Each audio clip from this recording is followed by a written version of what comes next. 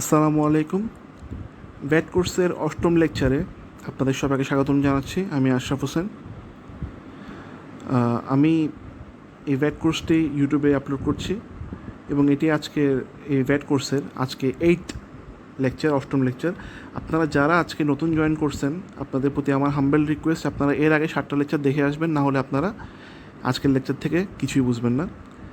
এবং এই ভ্যাট লেকচারটি আমি মূলত সি এর ছাত্রদের জন্য পরিচালনা করতেছি, বাট যে কেউ যিনি ভ্যাট নিয়ে জানতে আগ্রহী তিনি এখান থেকে উপকৃত হতে পারবেন।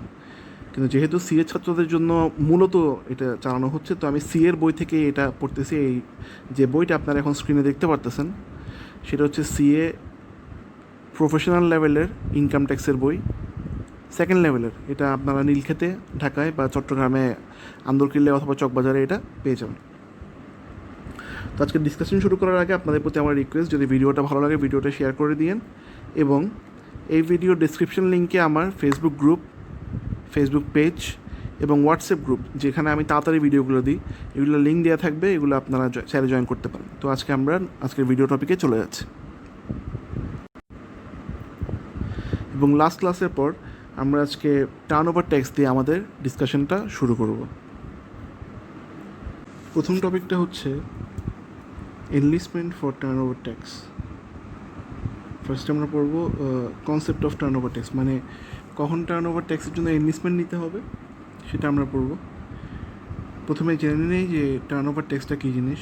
Turnover tax is a tax as an alternative of VAT on the turnover of a manufacturer or producer of taxable goods or trader of taxable goods or provider of taxable services, as the case may be, whose turnover is within the turnover threshold as mentioned in section 248 of VAT and SD Act 2012. অর্থাৎ আমরা এর আগের লেকচারে যে পড়েছিলাম যে আপনার annual turnover অথবা আপনার এস্টিমেটেড ফিউচার অ্যানুয়াল টার্নওভার, মানে গত এক বছরের টার্নওভার অথবা আগামী এক বছরের এস্টিমেটেড টার্নওভার যদি আপনার 50 লক্ষ টাকার নিচে হয়, সেক্ষেত্রে আপনাকে কোনো ধরনের এনলিস্টমেন্ট বা রেজিস্ট্রেশন করতে হবে না। তবে 50 লক্ষ টাকার মধ্যে বা এর উপরে, তবে 3 কোটি টাকার নিচে যদি হয়, সেক্ষেত্রে আপনাকে টার্নওভার ট্যাক্সের জন্য এনলিস্টমেন্ট নিতে হবে, তালিকাভুক্তি নিতে হবে।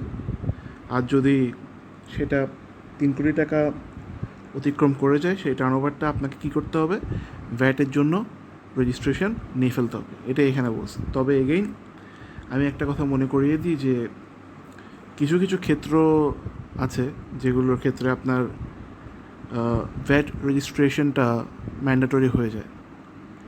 আপনার টার্নওভার যতই হোক না কেন, আপনাকে ভ্যাটের জন্য তখন রেজিস্ট্রেশন নিয়ে ফেলতে হবে। ফর এক্সাম্পল, আমরা এগুলো আগের ক্লাসে আলোচনা করেছি, but again I want to repeat. For example, আপনি যদি একজন ইম্পোর্টার হন বা এক্সপোর্টার হন, অথবা অর্ডার নাম্বার 17, সাধারণ আদেশ নাম্বার 17-তে যে ক্ষেত্রগুলোর নাম উল্লেখ রয়েছে, সেগুলোতে যদি আপনার যে বিজনেসটা আপনি করেন সেটা যদি থাকে, সেক্ষেত্রে আপনাকে ভ্যাট রেজিস্ট্রেশনটা নিয়ে ফেলতে হবে। আপনার টার্নওভার যদি আপনার টার্নওভার যদি 10,000 টাকাও হয় ইয়ারলি, আপনাকে ভ্যাট রেজিস্ট্রেশনটা নিয়ে ফেলতে হবে। ওকে, আমরা নেক্সট পারে আসি যে turnover tax is administered under the VAT act and rules. It is a liberal and easier tax treatment for the small whatever. এখানে তেমন ইম্পর্টেন্ট কিছু নাই। এখানে অনেকগুলো সেকশনের কথা লিখছে, তো মেইনলি টার্নওভার ট্যাক্সের বিষয়গুলো এই সেকশনগুলোর মধ্যেই আছে, যে সেকশন 10, 11, 12, 63 এবং রুল নাম্বার 5, 7, 9, 48, 46, 41, 46 ভ্যাট অ্যাক্ট এবং রুলসের এই সেকশন এবং রুলসে আপনি টার্নওভার ট্যাক্স সংক্রান্ত বিষয়গুলোর ডিসকাশন পেয়ে যাবেন। এরপরে পেরে চলে যাচ্ছি। Turnover means in relation to a person all the money received or receivable by such person within a prescribed time or tax period against the supply of taxable goods or the rendering of taxable services manufactured, import or purchase by means of his economic activities.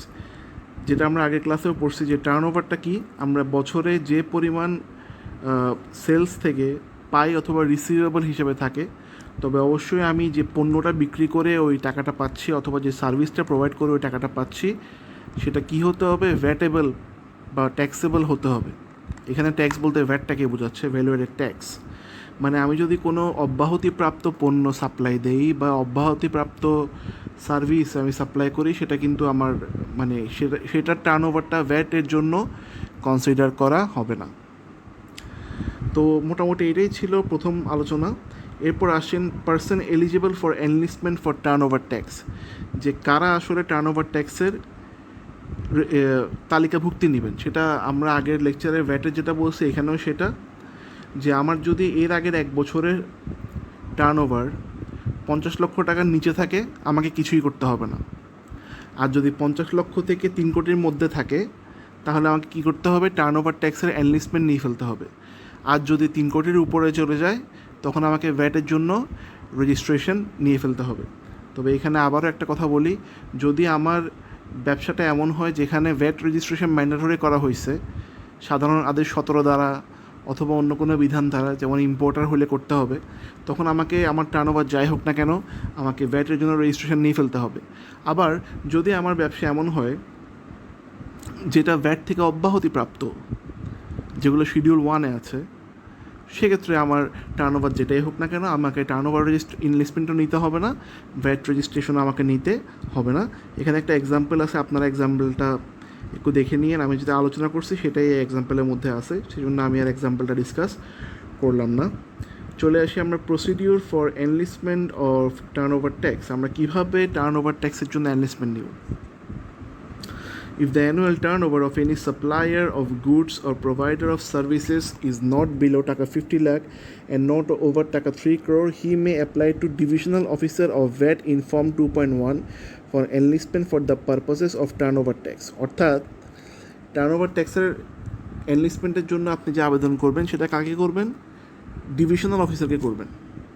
এবং আপনি কোন ফর্মে করবেন, VAT Form 2.1-এ আপনি আবেদন করবেন।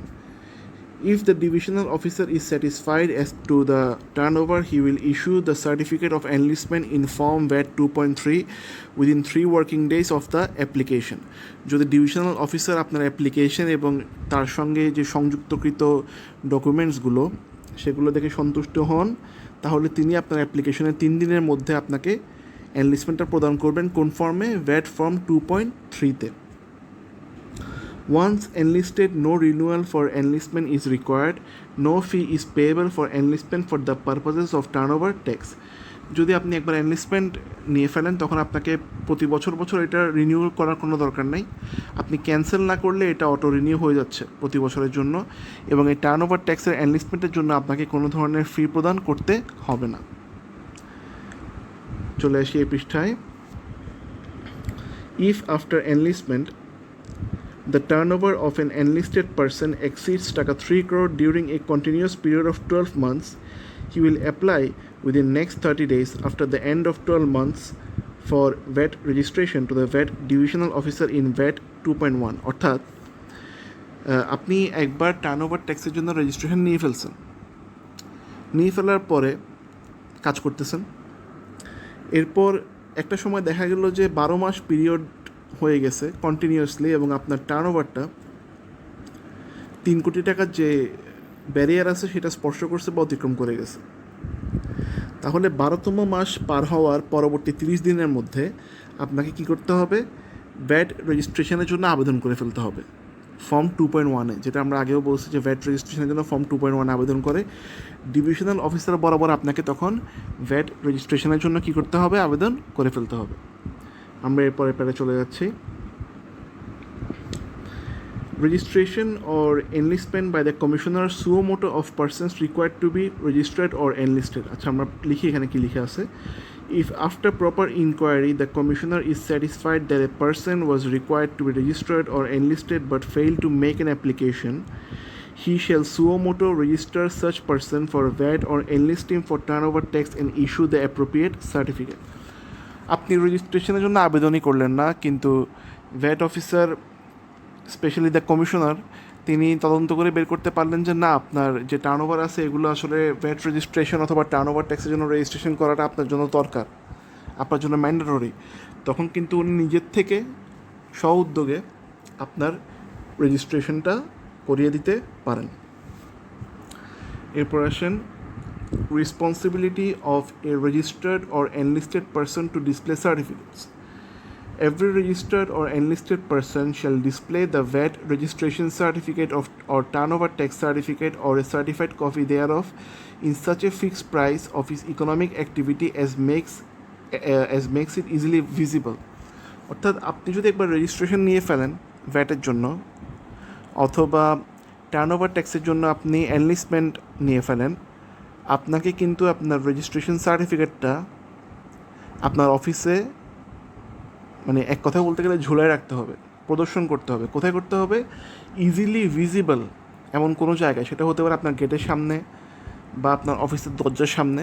এবং এই কারণে যে রেজিস্ট্রেশন সার্টিফিকেট অথবা এনলিস্টমেন্ট সার্টিফিকেটটা দেখাচ্ছে না, শো করছে না, প্রকাশ করছে না, এবং প্রকাশ মানে এটা না যে আপনি খুঁজলে ড্রয়ার থেকে বের করে দিবেন, এরকম না। আপনাকে এটা দেখা যাচ্ছে এরকম স্থানে কিন্তু এটাকে লাগাই রাখতে হবে।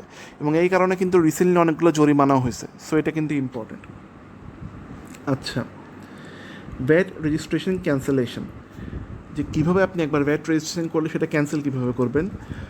Registered person may apply for cancellation of VAT registration by submitting from MUSOC 2.1 though online and through online and from MUSOC 2.4 for hard copy application. VAT registration cancellation may apply if he fails to commence economic activity following registration, he closes his economic activity has been declared as exempted, and his annual turnover fails below the limit of registration for 2 consecutive years. যেটা এখানে বলছে সেটা হচ্ছে, প্রথমে আমাদেরকে বুঝতে হবে যে আমি একবার ভ্যাট রেজিস্ট্রেশনটা নিয়ে ফেলছি, এরপর আমি কি কি কারণে ক্যান্সেল করতে পারবো। চাইলেই কিন্তু ক্যান্সেল করা যাবে না। ক্যান্সেল করার জন্য যে সকল কারণ থাকতে হবে, এই কারণগুলোর মধ্যে একটা থাকতে হবে, 4টা কারণ। একটা হচ্ছে যে আমি রেজিস্ট্রেশন নিলাম এই নাম্বারে যেটা বলছে, কিন্তু এরপর আমি আমার বিজনেসটাই শুরু করতে পারলাম না, তাহলে তো এই রেজিস্ট্রেশন রাখার কোনো দরকার নেই, আমি এটা ক্যান্সেল করতে চাই, তখন আপনি আবেদন করতে পারবেন।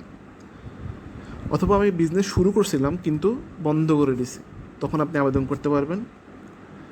অথবা আমি যখন বিজনেস শুরু করছিলাম, নাম্বারে যেটা আছে, বিজনেস যখন শুরু করছিলাম আমি যে ক্ষেত্রে ব্যবসাটা করতেছিলাম সেটা ভ্যাটেবল ছিল, কিন্তু পরবর্তীতে সরকার কোনো এসআরও বা সরকার পরবর্তী আইনের মাধ্যমে এটাকে কী করছে, এক্সামশন দিয়ে দিছে, অব্যাহতি দিয়ে দিছে। অব্যাহতি দিলে তো আমার ভ্যাট রেজিস্ট্রেশন লাগবে না, তখন আমি এটা ক্যান্সেল করতে পারবো। এবং 4 নম্বরে আছে যে যখন রেজিস্ট্রেশন নিয়েছিলাম তখন তো আমার টার্নওভার 3 কোটি টাকার উপরে ছিল বছরে, কিন্তু এখন দেখা যাচ্ছে পরপর 2 বছর হয়ে গেছে, কনজিকিউটিভ 2 ইয়ার্স এটা হইতে হবে, এবং টানা 2 বছর, পরপর 2 বছর হতে হবে। একবার করে মাঝখানে গ্যাপ থাকলে হবে না। পরপর 2 বছর আমার টার্নওভার দেখা যাচ্ছে 3 কোটি টাকার নিচেই থাকতেছে সবসময়, তখন আমি রেজিস্ট্রেশন ক্যান্সেল করার জন্য আপনার আবেদন করতে পারবো। এবং সে আবেদনটা যদি আমি অনলাইনে করি তাহলে ভ্যাট 2.1-এ করবো, MUSOC 2.1-এ। আর যদি হার্ড কপি দিয়ে আমি অ্যাপ্লিকেশন করি তাহলে MUSOC 2.4 দিয়ে আমি আবেদনটা করব। এরপর আজকের লাস্ট টপিক, সেটা হচ্ছে informing changes in registration. Every registered or enlisted person is required to inform the commissioner regarding any change in the following areas relating to his economic activity in Form 2.1 for online submission and Form 2.5 for hard copy application within 15 days of change of information, that is name of the business or any other commercial name। অর্থাৎ আপনার ব্যবসার নাম যদি পরিবর্তন হয়, নাম পরিবর্তনের 15 দিনের মধ্যে আপনাকে কমিশনার বরাবর আবেদন করতে হবে, এটা জানিয়ে যে আপনি নামটা পরিবর্তন করছেন। এই ইনফরমেশনটা কমিশনারকে দিতে হবে।